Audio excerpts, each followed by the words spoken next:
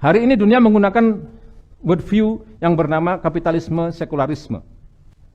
Sekularisme kapitalisme berdasarkan literasi yang saya lakukan, mohon maaf terlalu kecil saya nggak bisa baca, tapi ini saya dapatkan pada saat saya kuliah S2 beberapa tahun yang lalu.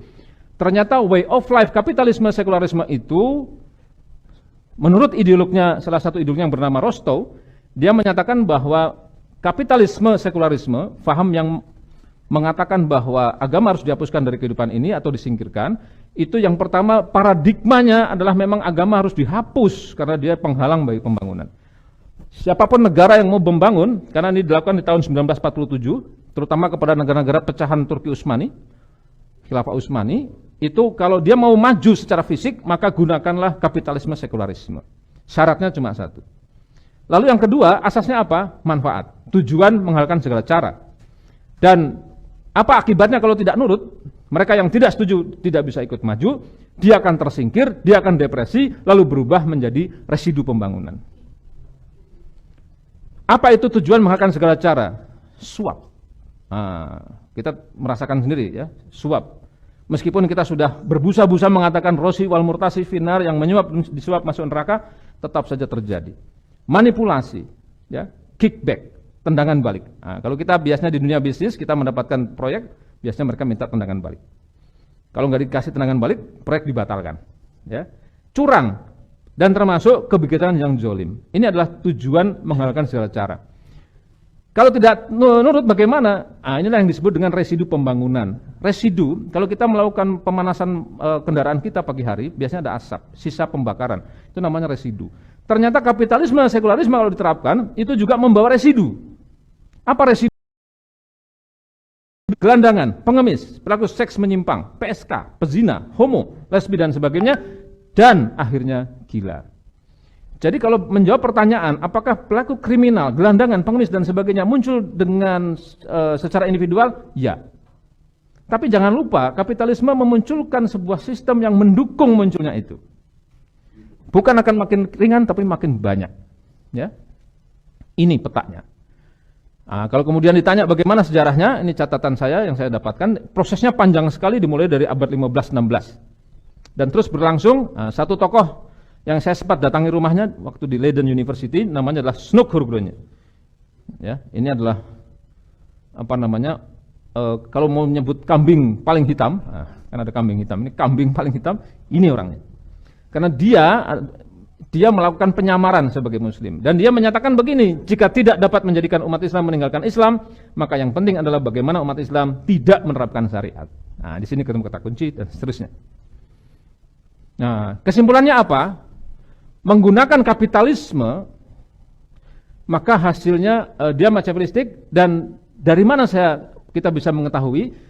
Penjabaran dari sebuah buku yang saya dapatkan, Yahudi Menggam Dunia, ternyata dijelaskan di situ bahwa dalam rangka menguasai sumber daya dunia untuk mencapai tujuan harus mengandalkan sejumlah hal berikut. Ini kutipan yang saya ambil: minuman keras, obat-obatan terlarang, kebejatan moral, seks dan suap, dan mencampakkan hati nurani manusia. Machiavellistik, menghalalkan segala cara. Untuk apa? Menguasai sumber daya dunia. Bagaimana kalau sosialisme komunisme? Sama juga. Ya, tahun 1723 komunisme disebutkan di situ. Ideologi kami adalah komunisme bukanlah suatu paham ideologis yang sebenarnya, tapi satu alat untuk mencapai tujuan. Dalam penjelasan berikutnya, tujuannya apa? Ternyata tujuannya adalah sama, untuk mengasih sumber daya dunia. Hasilnya apa? Sama saja, mau kapitalisme, mau sosialisme, hasilnya adalah residu pembangunan. Jadi, kalau begitu kesimpulannya apa? Kita sampai pada kesimpulan. Kalau kita bicara kesimpulan, maka ada dua jenis kesimpulan. Kesimpulan teknis dan kesimpulan yang filosofis. Kesimpulan teknis semua sudah bicara. Sejauh-jauhnya kita bicara kesimpulan teknis, pasti akan bicara tentang sistemnya rusak, harus diperbaiki. Kepemimpinan rusak, orangnya harus diganti, dan sebagainya. Tapi ada baiknya kita melihat alasan yang filosofis, alasan yang berbasis akidah kita. Di dalam surat Ar-Rum ayat 41 disampaikan, Bismillahirrahmanirrahim, Zarul fasadul fil bari wal bahri bima kasabat aydin nas. Lizukuhum ba'dalladzi amilu la'allahum yarji'un. Telah nampak kerusakan di darat dan di laut, bima kasabat aydin nas, disebabkan oleh perbuatan tangan-tangan manusia. Imam Ali As-Subuni dalam kitab Sofatut Tafasir menjelaskan bahwa perbuatan tangan-tangan manusia adalah karena manusia melakukan kemaksiatan. Dan setiap kemaksiatan membawa dosa. Dan dosa di dunia dia membawa kerusakan. Kenapa kemudian ditampilkan oleh Allah SWT? Karena Allah menjabarkan di sini, ya, liyudzuqahum ba'dal ladzi amilu, supaya Allah menimpakan kepada mereka sebagian dari akibat perbuatan mereka. Untuk apa? La'allahum yarji'un. Agar mereka kembali kepada yang benar. Jadi kesimpulan sementara untuk kita diskusikan nanti, kepemimpinan transformasional yang kemudian menggunakan basis way of life, sekularisme, sosialisme, hasilnya cuma satu. Apa? Maksiat. Kalau maksiat, jelas dia akan membawa dosa. Tapi situasinya luar biasa, gedungnya besar, mewah dan sebagainya. Itu hanya apa istilahnya? Iktibari, semu. Tapi hakikatnya adalah maksiat. Kalau maksiat pasti membawa dosa. Ya, Imam Ibnu Katsir menjelaskan dalam tafsirnya bahwa dosa artinya adalah lubang di neraka. Berarti di akhirat dia membuat lubang di neraka, dosa. Dan di dunia dia membawa fasad dan kesengsaraan. Kalau way of life-nya adalah sekularisme.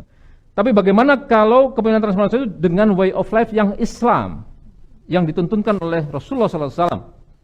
Maka jelas ini akan membawa ketaatan. Taat dia. Karena beriman, taat. Ya ayyuhalladzina amanu wa amilu sholihat. Wahai orang yang beriman dan beramal soleh. Jadi iman selalu akan ketemu dengan ketaatan. Way of life Islam mengajarkan pada iman. Iman, ketaatan. Kalau taat, dia akan menghantarkan pahala. Pahala artinya apa? Imam Ibnu Katsir menjelaskan pahala itu adalah pintu surga. Jadi di akhirat dia akan bahagia mendapatkan pintu surga. Dan di dunia dia akan selamat dan bahagia. Sebagaimana iftitah yang tadi saya sampaikan. Jadi kalau begitu kesimpulan jelas, kepemimpinan itu fitrah. Yang kedua, kepemimpinan itu ada banyak modelnya. Model yang kemudian sedang kita bahas adalah kepemimpinan transformasional. Dan transformasional itu pasti syaratnya adalah way of life. Way of life ada dua, Islam dan tidak Islam. Kalau Islam hasilnya begini, kalau tidak Islam hasilnya jauh dari yang kita harapkan. Pertanyaan berikutnya, kalau begitu kita mau pilih kepemimpinan yang mana? Nah, ketika kita sudah menjelaskan kepemimpinan transformasional berbasis way of life Islam, maka kita bisa sampaikan di sini dalam bahasa akademik bahwa kepemimpinan Islam itu yang hari ini perlu dunia lakukan adalah kepemimpinan transformasional dengan way of life Islam. Transformasi itu hijrah. Kita akan hijrah dari peradaban. Yang hijrah, yang transformasi bukan orangnya, bukan sekedar orangnya, bukan sekedar individunya, tapi peradabannya. Dari peradaban yang maksiat, peradaban yang penuh dengan dosa, peradaban yang fasad menjadi peradaban yang membawa keselamatan dunia dan akhirat. Demikian pemirsa Budiman yang berbahagia, pemirsa Maulid Leadership Forum, apa yang bisa saya sampaikan, kita akan bertemu lagi dalam diskusi setelah ini. Bunga mawar bunga melati tetaplah di sini. Ya. Assalamualaikum warahmatullahi wabarakatuh.